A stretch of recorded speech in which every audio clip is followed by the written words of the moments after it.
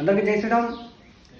ఢిల్లీలో చేతులు ఇలా పెట్టుకొని నడిచినందుకు పవన్ కళ్యాణ్పై కోర్టులో కేసు వేసిన విజయ్ కుమార్ ఐఏఎస్ అట.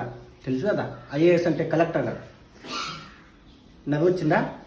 నవ్వండి.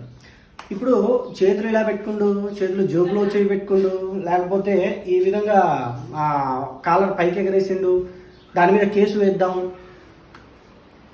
ఏంది కామెడీ? వింటుంటేనే నవ్వొచ్చేలా ఉంది, అయినా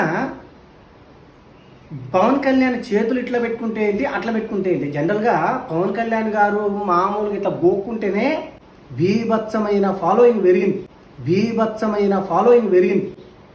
ఎవరైనా ఫాలో అవ్వాలంటే ఆ మేనరిజాన్ని కాపీ చేయాలి అని అంటే పవన్ కళ్యాణ్ హీరో కాబట్టి ఆయన మేనరిజాన్ని కాపీ చేయాలి.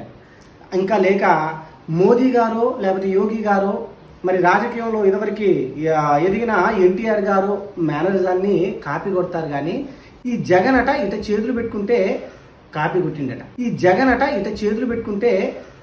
కొట్టిండట. నిజానికి మేనరిజం అంటే జగన్ది ఏంటో తెలుసా?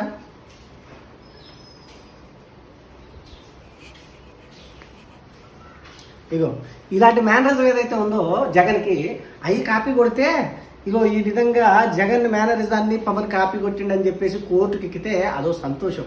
అంతేగాని చెయ్యిట్ట పెట్టుకుంటే పవన్ని జగన్ని ఫాలో అయ్యిండు పవను అని చెప్పి కోర్టులో కేసేయటం నిజంగా ఇంతకన్నా కామెడీ ఇంకోటి ఉండదని నాకు అనిపిస్తుంది. మరి మీకు ఎలా అనిపించిందో మీరైతే కామెంట్ చేసి చెప్పండి. ఈ కామెడీ అర్థంగా? జై శ్రీరామ్. భారత్ మాతాకి జై.